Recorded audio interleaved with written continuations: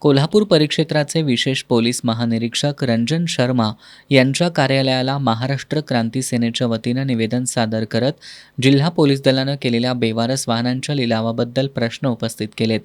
जिल्हा पोलीस दलानं 2025मध्ये 389 आणि सन 2026मध्ये 345 अशा एकूण 734 वाहनांचा SOP प्रणाली अंतर्गत लिलाव केलाय. संघटनेनं या प्रक्रियेबाबत अनेक प्रश्न उपस्थित केलेत. वाहनधारक अथवा त्यांच्या वारसांचा शोध घेण्यासाठी कोणती कार्यवाही करण्यात आली? RTOकडून पडताळणी झाली का? न्यायालयाची परवानगी घेण्यात आली होती का?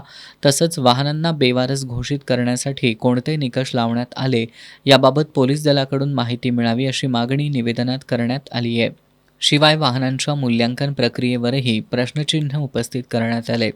लिलावापूर्वी स्वतंत्र मूल्य निर्धारक नेमण्यात आला होता का? बाजारभावाचा विचार करण्यात आला होता का?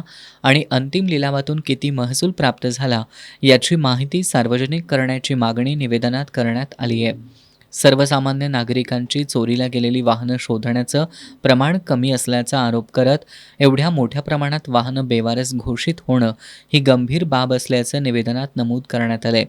बेवारस वाहनांच्या लिलाव प्रक्रियेची स्वतंत्र आणि निष्पक्ष चौकशी करून पारदर्शकता, कायदेशीर पूर्तता आणि मूल्यांकन निकषांबाबतची सर्व माहिती जनतेसमोर आणावी अशी मागणी महाराष्ट्र क्रांती सेनेनं केली आहे.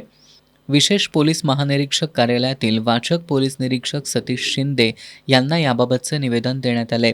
यावेळी महाराष्ट्र क्रांती सेनेचे उदय लाड, संपत चौगुले, फिरोज शेख, शामराव चौगुले, अशोक तिवारी उपस्थित होते.